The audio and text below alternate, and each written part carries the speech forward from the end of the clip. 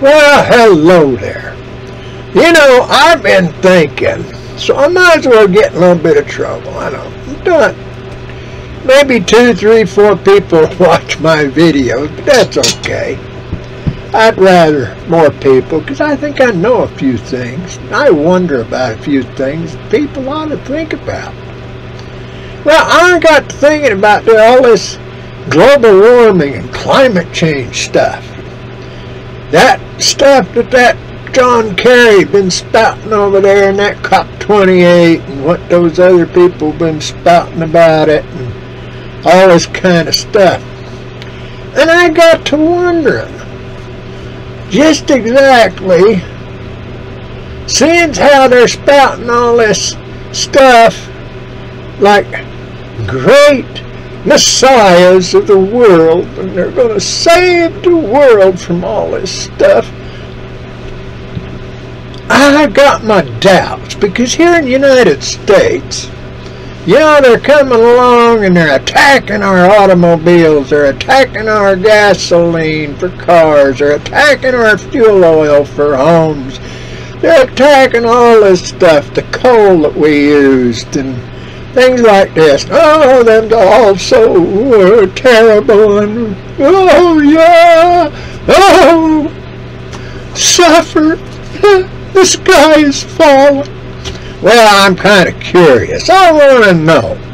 There's some things I'd just like to have somebody point out where the study has been made that verifies all these things these guys stand around blowing smoke up each other's skirts about.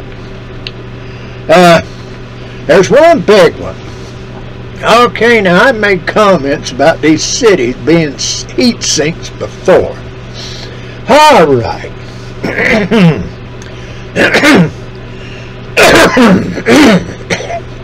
Boy, I almost got caught in my throat. But anyway, these cities, well, you know, the human body is, I think it's 98.6 is pretty much the standard. I guess some people got a 99-degree body, some people got a 97.9 body, you know, it varies with individuals with their different, just the way their body uses fuel. But to get fuel out of food, there's some kind of a heating process. That's what keeps the body warm. So it's natural. Now 98.6. Okay, now they're talking about this global warming stuff. But what is the standard for the world? Is it supposed to be 68 degrees? 65 degrees? What's just exactly, what's it supposed to be? All over the world as a conglomerate. I know it's going to be 112 down, 120 maybe down in Death Valley, California, and it's going to be, on a lucky day, it might get up to 50 degrees on top of some of these mountains around. But what's the mean temperature of all this stuff supposed to be? That's 68 or whatever. All right, now we got 8 billion people on the earth putting out this 98.6.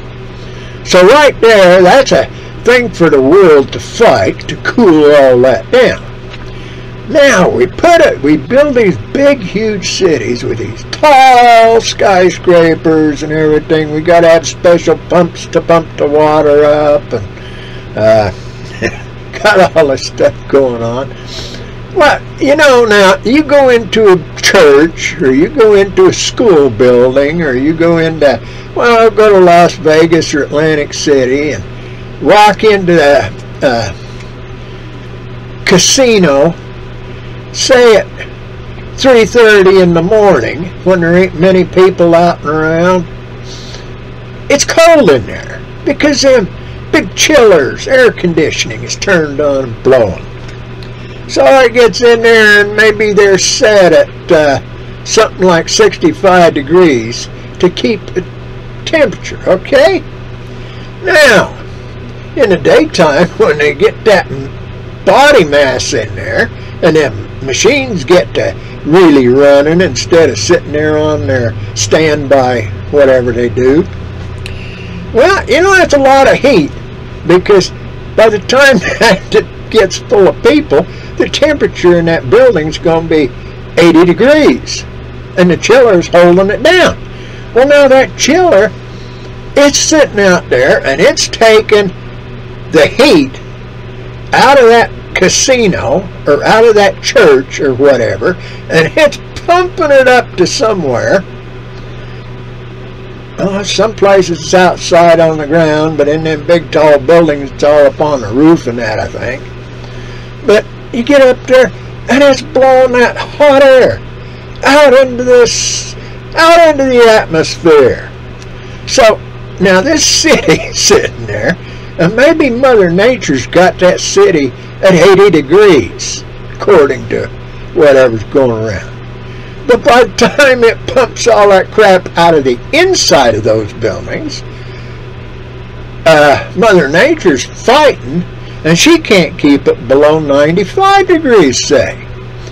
Now, them buildings sit there all day in the summertime, and the heat just heats all that material and everything. Them streets, that asphalt, concrete, everything else, it just heats it up. Nighttime comes, and Mother Nature says, oh, okay, I can take a little bit of a rest here. We can get it down to what it's supposed to be, maybe, or close to it, and relax. Well, them buildings is reflecting all this heat back out into that. So she's got to keep on working just as hard. Now, wait a minute. We got all these big, huge cities doing that. Why, we got all these houses out here with them air conditioning units. I don't care where it is. It takes the heat, replaces it with cold, takes the heat outside and blows it out into the atmosphere. Gee, you know, now that's really great, but that's gotta... I'd like to see a study of what man is doing there with them. Well, you go over there into, say you get into Africa, you get into Ethiopia, you get into some of them places where it's awful dry. There's not a lot of water. There's famine going on. That's continually in different places. How much of that is caused by the affluent people in these huge cities? This whole huge corporate manufacturing stuff and that. I'd like to know what that is. You know, it's like them wind farms out there. You know, they talking about, they make a study to see where they can put a wind farm up and do the best. They got some place they're going to put one that's over several miles. Now, they know it kills birds, bats, and everything else. But another question I got is that propeller up there spinning around, that big, huge propeller. They're hundreds of feet up there.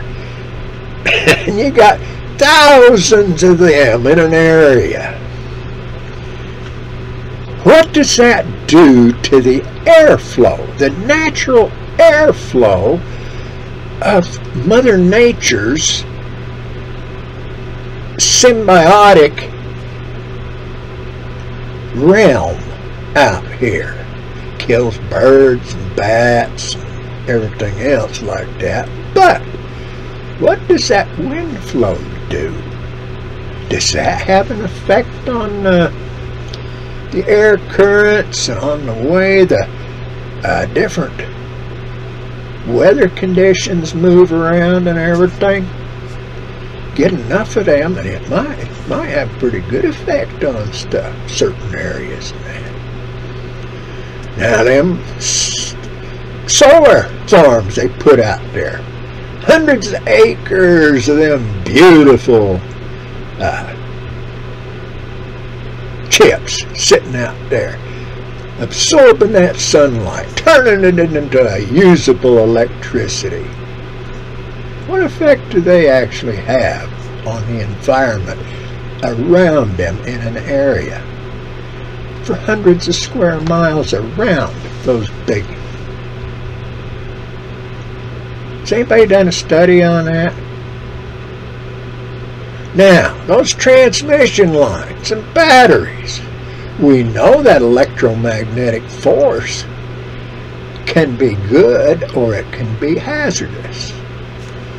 What does it do when they build all them big transmission lines to haul that electricity out of them wind farms and them solar cells that's out there 100 miles away or more, so that it doesn't disturb anything to do with the populated area?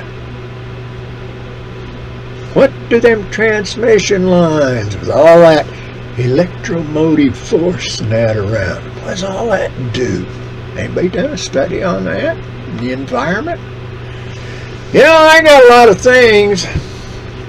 I'm just curious. I wish people would tell me. Because me, I know how God set things up to a certain extent. And a lot of this stuff seems to me that they're fighting God.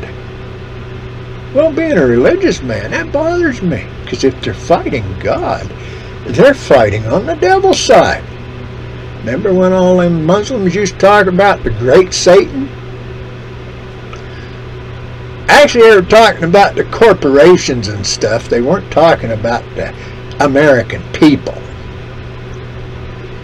Not so much. They were talking about the big corporations and those corporate people. So, think about it. Have a good day. May God bless you. And if you know some answers, let me know.